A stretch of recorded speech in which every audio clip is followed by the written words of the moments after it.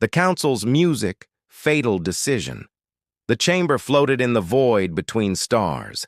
It was a massive structure built by civilizations older than most planets. Inside, 7 species gathered around a circular table made of crystallized starlight. This was the Terran Accord, the most powerful alliance in the known galaxy. They had ruled over 3,000 worlds for millennia. They had never faced a threat they could not crush. Today, they met to discuss a small blue planet on the edge of explored space. Supreme Commander, Draxion of the Corax Empire, entered first. His species stood on 4 powerful legs. Their bodies were covered in metallic scales that could deflect most energy weapons. His 3 eyes glowed red with ancient intelligence. He had lived for 800 cycles. He had commanded fleets that conquered star systems. Fear was something he had forgotten long ago. Ambassador Thyra of the Venari Collective arrived next. Her people were beings of pure thought given physical form through advanced technology. She appeared as a shimmering figure of blue light. Her consciousness could process information faster than any computer. She had negotiated treaties with 100 species. She considered herself the voice of reason in the council. War Marshal Krex came third. The brute hen were giants among the stars. Each warrior stood 5 men tall with 4 arms designed for combat. Their skin was like living stone. They had bones stronger than starship hulls. Kreax had personally led ground invasions on 70 worlds. He had never retreated from a battlefield. Victory was the only outcome he understood. The others followed. High Scientist Vareth of the Quillian, whose crystalline body contained knowledge spanning millennia. Trade Prince Multher of the Xandari, whose merchant fleets controlled half the galaxy's commerce. Intelligence Director Silix of the Farron, whose spy networks reached into every corner of known space. And finally, Fleet Admiral Torv of the Hilarion, whose armada protected council territories. The last to arrive was Keeper Zyoth. He was different from the others. His species, the Ancients, had explored the galaxy when most current civilizations were still learning to make fire. His body was small and frail compared to the warriors around him. His skin was wrinkled and pale, but his eyes held wisdom that made even Draxion pause. The Ancients were historians and record keepers. They remembered things the galaxy had forgotten. Draxion activated the holographic display in the center of the table. An image appeared showing a small planet. It was mostly blue with patches of green and brown. White clouds swirled across its surface. It looked peaceful. It looked harmless. It looked like easy prey. "This is Earth," Draxion announced. His voice echoed through the chamber like grinding metal. "The humans who inhabit this world have become a problem.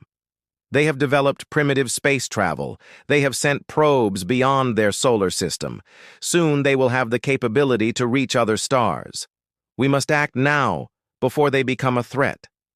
Virus form flickered, with curiosity. "What makes you believe they pose any danger?" Her voice was like wind chimes. "We have observed them for decades. They are a young species. They lack our technology. They lack our unity. They fight among themselves constantly." "That is precisely the problem," Draxion responded. He changed the holographic display. Now it showed human cities, massive structures of steel and glass, millions of the creatures living together in complex societies. Look at their growth rate. 200 cycles ago, they were using simple tools. 100 cycles ago, they achieved basic industrialization. 50 cycles ago, they split the atom. 20 cycles ago, they left their planet. Their technological advancement is exponential. Cass laughed. It was a sound like rocks grinding together. So they grow quickly. Many species do. It means nothing. The display changed again, showing human warfare. Explosions, soldiers fighting, cities burning. They destroy their own kind. Krex continued. They wage war over resources, over beliefs, over invisible lines on maps. Such a species cannot stand against unified force. They will crumble at the first sign of real opposition. High Scientist Verith's crystalline body pulsed with light as he processed data. I have studied their biology extensively. They are fragile creatures. Their bodies have no natural armor. They cannot survive in extreme temperatures. They require constant intake of food and water. They are susceptible to countless diseases.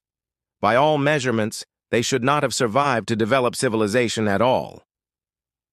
Trade prints. Moulter projected images of Earth's resources. Look at what they possess: rare minerals, clean water, breathable atmosphere, agricultural capacity to feed billions. And most importantly, their planet sits at a strategic junction of 3 major hyperspace routes. Whoever controls Earth controls access to an entire spiral arm of the galaxy. The profit potential is immeasurable. Intelligence Director Salix's serpentine form coiled tighter. My operatives have infiltrated their digital networks. We have accessed their military databases. Their most powerful weapons are crude nuclear devices. Explosive yield is impressive for a primitive species, but nothing compared to our plasma bombardment systems. Their fastest ships travel at a fraction of light speed. It would take them decades to cross the distance we travel in days. They have no shields, no energy weapons, no defense against orbital assault. Fleet Admiral Torvek projected tactical simulations. I can have Earth subjugated within 10 solar cycles. We deploy the Third Fleet. That is 3,000 warships. Each vessel carries enough firepower to sterilize a continent. We establish orbital supremacy. We bombard their military installations from space. We land ground forces to secure major population centers. Resistance will be minimal. Casualties will be acceptable. The council members murmured. Agreement. The plan seemed flawless. Earth was rich in resources. Its location was strategically valuable. Its inhabitants were divided and primitive. Every logical analysis pointed to easy conquest. This was a prize too valuable to ignore. Then Keeper Xylo spoke for the first time. His voice was quiet, but it cut through the chamber like a blade. You're making a mistake. The others turned to look at the ancient being. Draxian's eyes narrowed. Explain yourself, Keeper. Xylo stood slowly. His movements were careful and deliberate. He walked to the holographic display and touched it with one withered hand. The image changed. Now it showed not Earth, but ancient text symbols that most species had forgotten. Records from the first age of galactic exploration. I have read the old warnings. Xylo said, My people explored this region of space long before any of your civilizations existed. We encountered Earth. We observed the humans. And we made a decision that your ancestors respected for thousands of cycles. We declared Earth a forbidden world. Kriak snorted with contempt. Forbidden? Why would your people fear such weak creatures? Not fear, Xylo corrected. Respect. There is a difference. He changed the display again. Now it showed images from Earth's history. Humans struggling through ice ages, humans surviving volcanic eruptions that darkened their skies for years, humans enduring plagues that killed half their population, humans rebuilding after wars that destroyed entire civilizations. Humans are not the strongest species we ever found. They are not the fastest or the smartest or the longest lived, but they possess something that makes them uniquely dangerous. What could that possibly be? Thyra asked. Her curiosity was genuine now. They refuse to die, Xylo said simply. Other species accept extinction when faced with impossible odds. Other species surrender when victory seems hopeless. Other species break when pushed beyond their limits. But humans do not. They adapt. They endure. They find ways to survive that should not be possible. And when survival is not possible, they fight anyway. Not because they believe they can win, but because fighting is better than giving up. Draxian waved a dismissive claw. Poetic, Words from an old keeper. But words do not win wars. Technology wins wars. Numbers win wars. We have both. Do you know what humans call their planet? Xylo asked. The others remained silent. They call it Earth, but they have another name for it. They call it the cradle of humanity. Do you understand what that means? A cradle is where infants sleep, helpless, vulnerable, dependent. But humans have outgrown their cradle. They are children learning to walk. And when you attack a human child, you do not face just that child. You face the entire species protecting their young. Vera's crystalline form dimmed thoughtfully. Are you suggesting they will unite against external threat? Our analysis shows they are too divided. They have over 200 separate nations, thousands of different cultures, dozens of major religions. They have no planetary government, no unified command structure. Xylo turned to face the council directly. That is true today. But what happens tomorrow when their world is threatened? What happens when they see alien ships in their skies? What happens when they realize they face extinction? He paused to let the question sink in. I will tell you what happens. The divisions that seem so important today become meaningless. The conflicts that consume them disappear. The borders they fight over vanish because humans understand one fundamental truth that you do not. They understand that survival requires sacrifice. They understand that personal desires must yield to collective need. They understand that winning alone is less important than ensuring their species continues. That is theoretical, Admiral Torv argued. Our tactical projections are based on observable data. Current human capabilities, current human divisions, current human military strength. By every measure, conquest is achievable. You measure what can be seen, Xylo replied. But the most dangerous qualities cannot be measured. You cannot quantify determination. You cannot calculate desperation. You cannot predict what humans will do when their backs are against the wall. My people learned this truth millennia ago. We observed humans during their darkest periods. We watched them survive extinction events that should have ended their species. We documented their response to hopeless situations. And we concluded that humans are best left alone. Draxion stood to his full height. His scales clinked together like armor. Your people grew soft in their old age, Keeper. You confused weakness for wisdom. You mistook caution for intelligence. We are not ancient scholars content to observe. We are the rulers of this galaxy. We take what we want.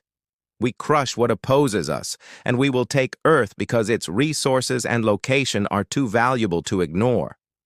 Then you will learn the same lesson my people learned, Xylo said quietly. But the cost will be measured in your soldiers' lives. Not mine, not my people's, yours. The council voted. 6 voices for invasion. Only Xylo abstained. The decision was made. The Terran Accord would conquer Earth. They would take its resources. They would control its strategic position. They would add another world to their empire. It was what they had done 1,000 times before. They saw no reason this time would be different. Draxion immediately began issuing commands. Mobilize the Third Fleet. Recall all ships from patrol duty. I want 3,000 warships assembled at the staging point within 20 solar cycles. Prepare ground forces for planetary invasion. Manufacture orbital bombardment platforms. Stock supply ships for extended campaign. The war machine of the Terran Accord began to move. Shipyards across 7 star systems worked day and night. Factories produced weapons and ammunition by the millions. Soldiers trained for ground combat. Pilots practiced orbital assault patterns. Intelligence operatives gathered final data on Earth defenses. Logistics coordinators planned supply routes. In 20 solar cycles, the largest invasion fleet in recent galactic history was ready. On Earth, Dr. Elena Rodriguez stood in the control room of the Global Defense Network. She was 42 years old. She had spent her entire career searching for signs of extraterrestrial life. She had always hoped that first contact would be peaceful. She had dreamed of learning from advanced civilizations. She had imagined humanity taking its place among the stars through cooperation and friendship. Those dreams died the moment her instruments detected the alien fleet. The signal was unmistakable. 3,000 artificial objects moving in formation toward Earth. They were still beyond Neptune's orbit, but approaching at speeds that should not be possible. They would reach Earth in 72 hours. She ran every analysis she could think of. She checked for equipment malfunction. She verified the data with other observation posts around the world. Every test came back with the same conclusion. They were real. They were coming, and they were not friendly. Elena activated the emergency protocols. Within minutes, her data was transmitted to every government on Earth. Within hours, emergency sessions were convened in every capital. Within a day, the entire world knew the truth. Humanity was not alone in the universe, and their first contact with alien intelligence was going to be war. The response was unprecedented. The United Nations held an emergency session that lasted 18 hours. Every nation sent representatives. Every military commander attended. Every scientist offered their expertise. Old enemies sat together at the same table. Ancient conflicts were set aside. Territorial disputes were forgotten. Religious differences became irrelevant. Because everyone understood one simple truth. If humanity did not unite now, there would be no humanity left to divide. They formed the Human Defense Coalition within 24 hours. Every nation contributed what they could. The United States offered its military technology and command structure. Russia provided its vast army and tactical expertise. China contributed its manufacturing capacity and organizational ability. The European Union coordinated global communications. India mobilized its massive population.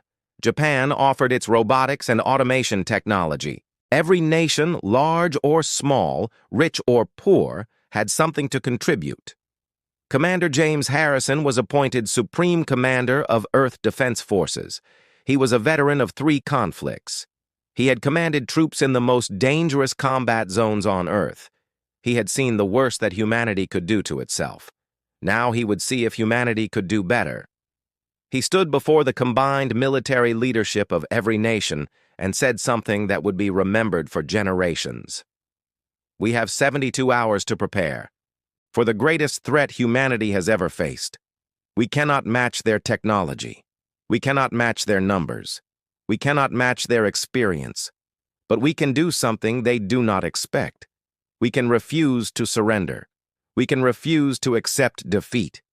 We can make them understand that Earth is not a prize to be taken. It is a fortress to be defended. And every man, woman, and child on this planet is a soldier in that defense. The world transformed in those 72 hours. Every factory retooled to produce weapons. Every scientist worked on ways to counter alien technology. Every engineer designed new defensive systems. Every soldier trained for battle. Every citizen prepared to fight. There were no protests. There were no objections. There was only unity born from the absolute certainty that survival required everyone's contribution. When the alien fleet entered Earth's atmosphere, they expected to find a divided world in chaos. They expected panic and disorder. They expected easy conquest. What they found instead was 7 billion humans waiting for them with weapons in hand and determination in their hearts. The Terran Accord had made their fatal mistake. They had attacked humanity, and humanity was about to teach the galaxy a lesson it would never forget. When humanity strikes back, the alien fleet descended through Earth's atmosphere like a storm of metal and fire. 3,000 warships blocked out the sun over major cities across the planet. Their hulls gleamed with advanced alloys that humans had never seen before. Their weapons hummed with energy that could vaporize mountains. Supreme Commander Draxian stood on the bridge of his flagship, the Eternal Dominion. He watched the blue planet grow larger on his displays. Everything was proceeding exactly as planned. Deploy bombardment platforms. Draxian ordered. Target their military installations first. Communications network second. Power generation third. We break their ability to coordinate. Then we break their will to fight. Hundreds of smaller craft detached from the main fleet. They position themselves in orbital patterns designed for maximum coverage. Their weapons locked onto targets identified by months of surveillance. Nuclear missile silos in remote deserts, military bases hidden in mountains, satellite control centers, power plants. Everything humanity needed to mount organized resistance. Fired. Draxian commanded. Energy beams lanced down from orbit. They struck with the force of meteors. The first target was a military complex in North America. The beam hit dead center. The explosion was visible from space. When the light faded, there was only a crater where buildings had stood moments before. The same scene repeated across the planet. Dozens of military installations ceased to exist in seconds. On the ground, alarms screamed warnings that came too late. Soldiers watched their bases disappear in blinding light. But instead of panic, something else happened. Instead of surrender, humanity showed its true nature.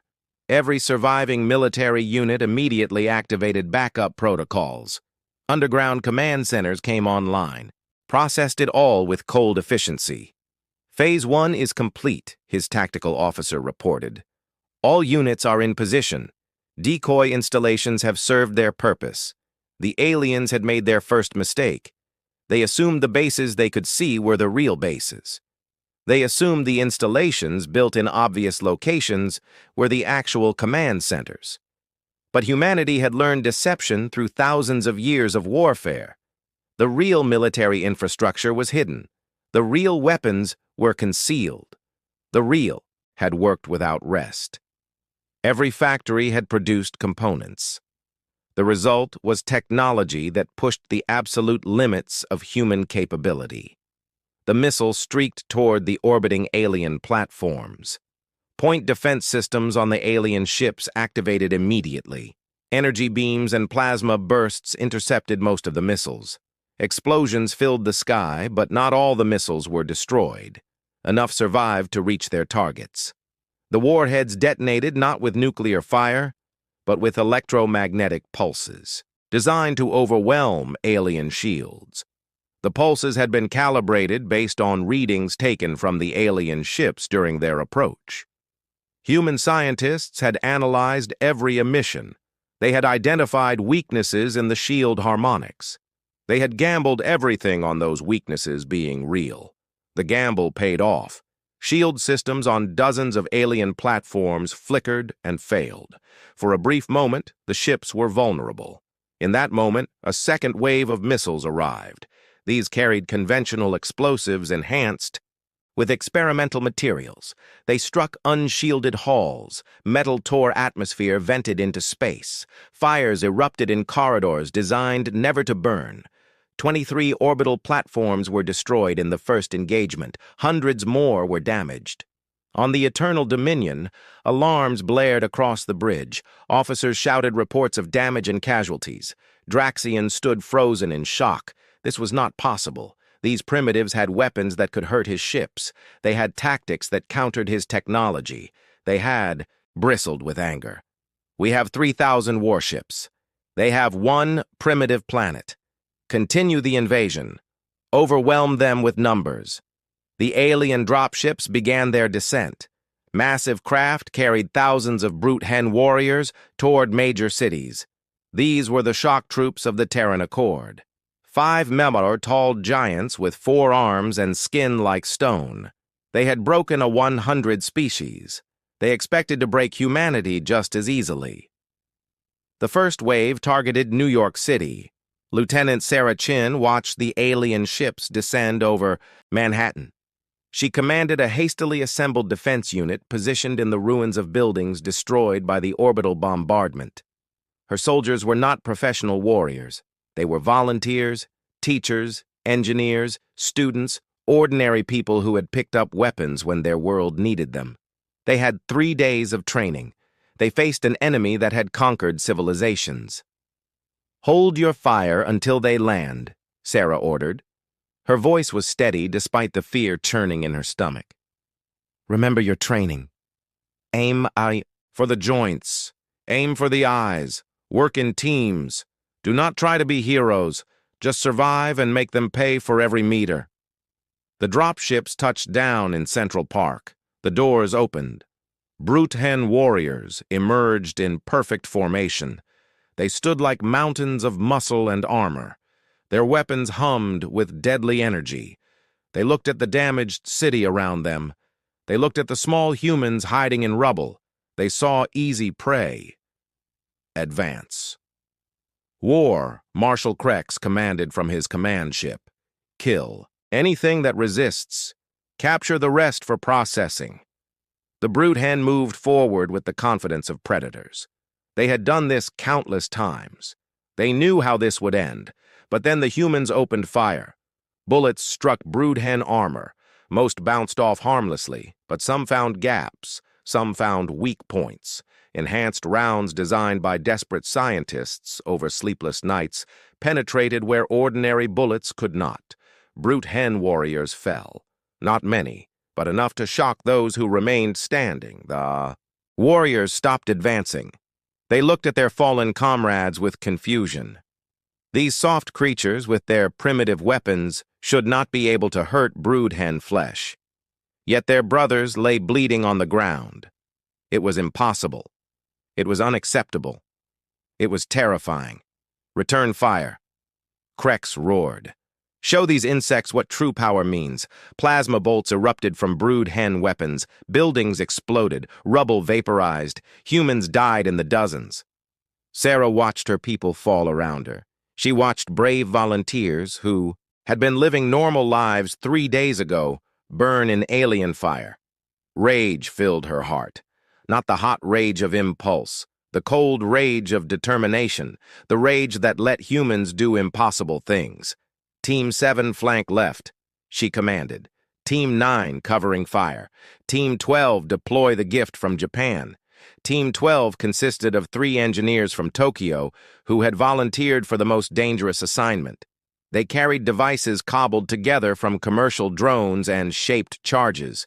Suicide weapons, one-way attacks. They activated the drones and sent them screaming toward the brute hen formation. The aliens shot down most of them, but 3 got through. They detonated at point-blank range. The explosions killed the engineers who controlled them. They also killed 8 brute hen warriors and wounded a dozen more. Across the planet, similar battles erupted in London.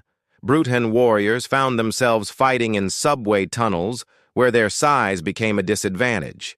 Humans used the tight spaces to ambush and retreat. In Tokyo, volunteer fighters led aliens into buildings rigged to collapse. In Mumbai, citizens used improvised explosives made from instructions shared online hours before the invasion. In Sao Paulo, humans fought from the dense favelas where alien sensors could not track individual targets among millions of heat signatures. The brood hen were warriors.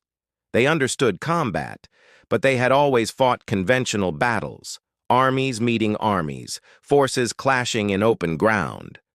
They had never fought a species where every civilian was a potential soldier, where every building was a potential trap, where every encounter could be an ambush. The humans did not fight fair. They did not fight with honor. They fought to survive. And survival required using every advantage, every trick, every desperate tactic they could imagine. High scientist Vareth analyzed the data from his crystalline matrix aboard his research vessel. The information troubled him deeply. He contacted Draxian immediately. "Commander, I have disturbing findings. The humans are adapting faster than any species I have studied. In the first hour of combat, our casualty rate was 0.3%. In the second hour, it increased to 0.8%. In the third hour, it reached 21%. The trend is accelerating." Draxian's eyes narrowed. "What are you saying?" "They are learning how to kill us," Vareth explained. Every engagement teaches them something new. They share information instantaneously through their digital networks. A tactic that works in one location is replicated globally within minutes. They are treating this invasion as a vast learning experience. We are teaching them how to destroy us. Then we destroy them faster. Draxian growled. Increase orbital bombardment. Target population centers. Break their ability to organize. The alien fleet intensified its attacks. Energy beams rained down on cities around the world. Millions of humans died in moments. Entire metropolises were reduced to ash. But destroying cities did not break human resistance. It made survivors more determined. It gave them nothing left to captured. Every damaged ship we salvaged. Every weapon we recovered. Our scientists have been studying it all, and they have learned enough. In secret facilities around the world, human engineers unveiled their achievement. They had reverse-engineered alien shield technology. They had adapted alien energy weapons. They had combined human innovation with alien science. The results were crude compared to true Terran Accord technology. But they worked, and that was enough. New weapons emerged from hidden bunkers. Tanks. We want. Commit the reserves. Deploy the Fourth Fleet. I want every available ship in Earth's orbit. We will burn this world to bedrock if necessary. The Fourth Fleet arrived within hours. Another 2,000 warships, fresh troops, full ammunition stores. The largest military deployment in Terran Accord history. They surrounded Earth like a cage of metal and death. Surely this would be enough. Surely these stubborn humans would finally understand that resistance was futile. But humanity had one more card to play. Deep beneath the Chin announced, this is either humanity's greatest achievement or our final failure. Either way, we make them remember Earth. The weapon drew power from every available source: nuclear reactors, hydroelectric dams, solar arrays, wind farms. The electrical grid of half of Europe fed energy into the capacitors. The cannon charged. It hummed with apocalyptic power. Scientists watched their instruments with prayers on their lips. This was technology that pushed beyond everything humanity knew. This was desperation made. Manifest. Fired, Dr. Chin commanded. The cannon discharged. A beam of pure energy tore through rock and atmosphere. It burned through the sky like a spear thrown by an angry god. It struck the Eternal Dominion dead center. The flagship's shields absorbed most of the impact, but not all of it. The beam punched through the shield envelope. It carved into the hull. It burned through armor that should have been impenetrable. It penetrated deep into the ship's interior before its energy finally dissipated. On the bridge, from his observation ship positioned at a safe distance. He had not participated in the invasion. He had warned against it. Now he watched his warnings come true. He activated a communication channel to Draxian.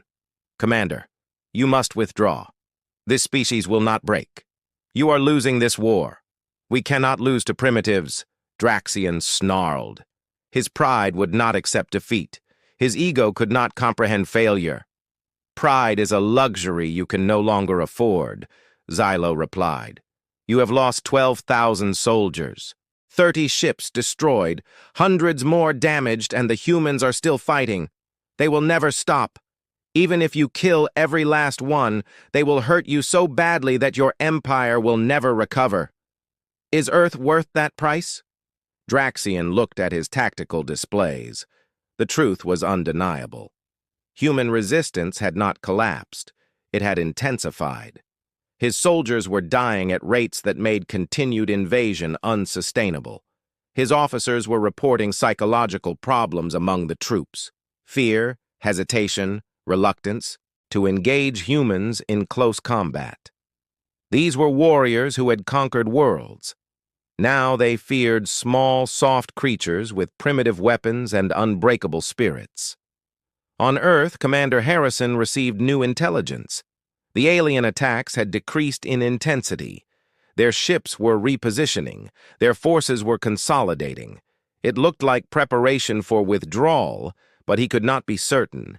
He could not allow hope to cloud his judgment. All units maintain defensive positions.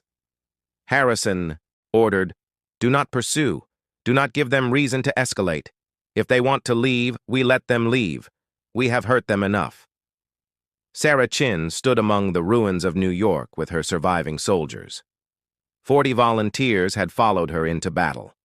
11 remained alive. They were wounded, exhausted, running on nothing but determination and stimulants, but they had held their position. They had made the aliens pay for every meter. She looked up at the alien ships hanging in the sky. Were they leaving? Could humanity actually have survived? In the Terran Accord fleet, the debate was fierce. War Marshal Krex argued for total war. Deploy anti-Adder weapons, sterilize the planet, accept no outcome except complete victory. But Admiral Torv countered with cold logic. We have lost 5% of our invasion force in one day. Projections show that conquest will take not 10 cycles, but a H-100 red. Our casualties will be in the millions. Our resources will be depleted. And for what? One planet when we have 1,000 others. Draxian sat in silence for a long time. His flagship was damaged, his forces were bloodied, his pride was shattered. But worst of all, he had learned something that terrified him. There were species in the galaxy that could not be conquered, not because they were stronger, but because they refused to accept defeat. Because survival meant more to them than logic. Because they would fight with their last breath and take their enemies with them into death. "Begin withdrawal," Draxian finally ordered. The words tasted like poison. "Pull back all ground forces. Retrieve our wounded. We are leaving this cursed world." The alien fleet began to depart Earth's orbit. Ships that had arrived in perfect formation left in disarray. Many were damaged. All carried fewer crew than they had brought. They left behind wreckage in orbit. They left behind soldiers who could not be recovered. They left behind the bodies of 12,000 troops who had underestimated humanity. The withdrawal took 6 hours. When the last ship disappeared into faster-than-light travel, Earth erupted in celebration. People poured into the streets of surviving cities. They wept with relief. They embraced strangers. They shouted defiance at the empty sky. They had faced the impossible. They had stared down the most powerful military alliance in the galaxy. And they had survived. Not through superior technology, not through overwhelming force, but through sheer stubborn refusal to give up. Commander Harrison stood in his bunker and allowed himself one moment of emotion. Tears ran down his weathered face. Tears for the millions who died. Tears for the world that would never be the same. But also tears of pride. Pride in a species that had proven something fundamental about human nature. When pushed to the edge, humans did not fall. They pushed back. The Terran Accord returned to their territories in shame. Supreme Commander Draxian was removed from command. His 800 cycles of victory ended with one catastrophic defeat. The council met again in their chamber between the stars. This time there were only 6 species present. Keeper Xylo had chosen not to attend. He had said what needed to be said. They had not listened.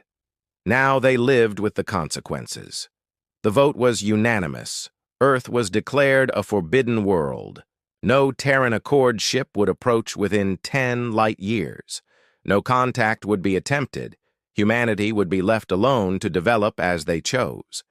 The reason given in the official records was diplomatic. The truth was simpler. The Terran Accord was afraid.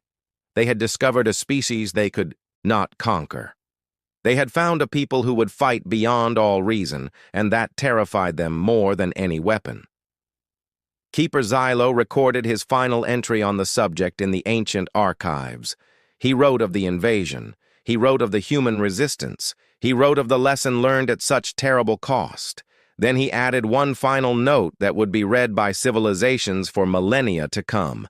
Never attack humanity, not because you cannot defeat them, but because even in defeat, They will hurt you so badly that victory becomes meaningless. They are not the strongest species. They are not the smartest species, but they are the most dangerous species because humans refuse to die.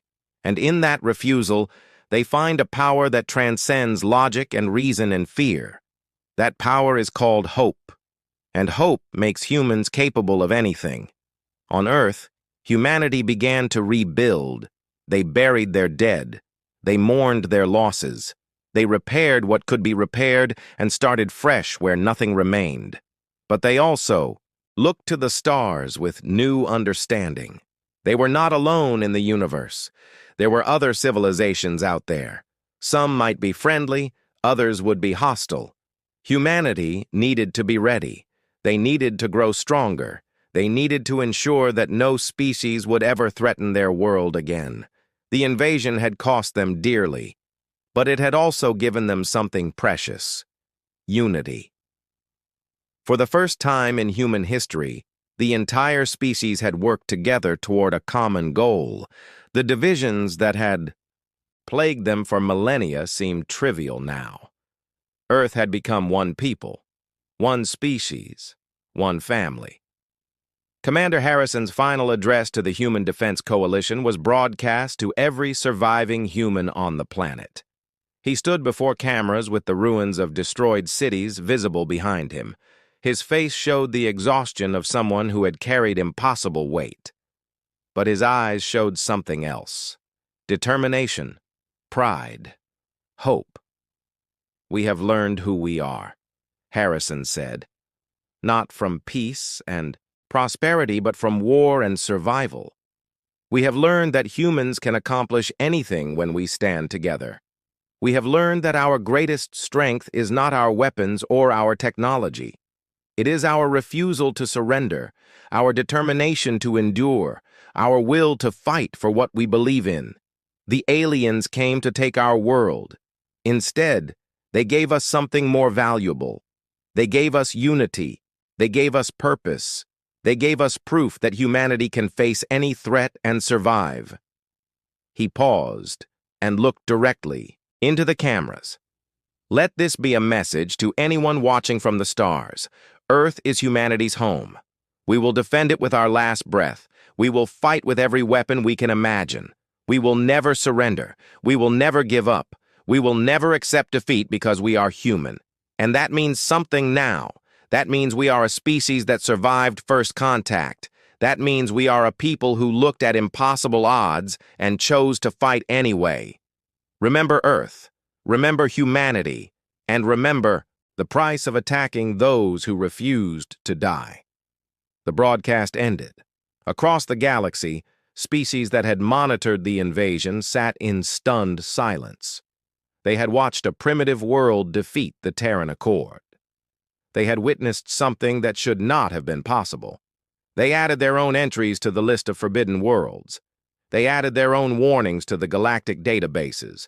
And they all said essentially the same thing: never attack humanity. The cost is too high. The risk is too great. These strange soft creatures with their fragile bodies and their unbreakable spirits are best left alone.